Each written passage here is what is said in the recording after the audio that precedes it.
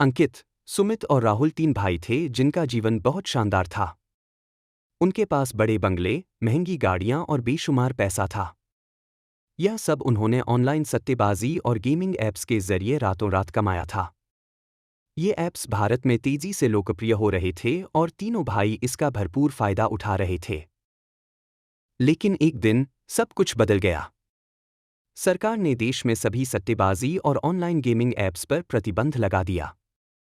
एक झटके में उनकी आय का मुख्य स्रोत बंद हो गया। उनके पास जो पैसा था वह धीरे धीरे खत्म होने लगा। उन्होंने अपनी महंगी गाड़ियां बेच दीं, फिर अपना बंगला भी। उनके दोस्त, जो पहले उनकी अमीरी से प्रभावित थे, अब उनसे दूर रहने लगे। रिश्तेदारों ने भी उनसे मुंह मोड़ लिया। कुछ ही महीनों में तीनों भाई सड़कों पर आ गए। अब उनकी कोई पहचान नहीं थी। वे जिस फुटपाथ पर सोते थे, वहां से कभी अपनी महंगी गाड़ी में गुजरा करते थे। फुटपाथ पर बैठे वे सोचते थे कि कैसे उन्होंने अपनी मेहनत की कमाई को एक पल में उड़ा दिया। एक रात बारिश हो रही थी। तीनों भाई एक फ्लाईओवर के नीचे बैठे थे।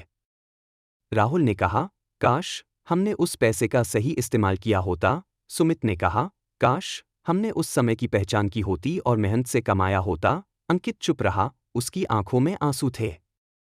उन्होंने फैसला किया कि वे अब अपनी जिंदगी को फिर से संवारेंगे, लेकिन इस बार मेहनत से। उन्होंने पास के एक ढाबे में बर्तन धोने का काम शुरू किया। यह काम मुश्किल था, लेकिन उन्हें संतुष्टि मिली।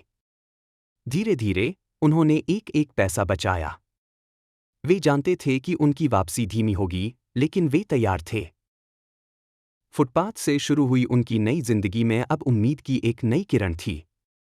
उन्हें अपने अतीत का पछतावा था, लेकिन भविष्य की एक नई राह भी दिख रही थी, जो मेहनत और ईमानदारी से भरी थी।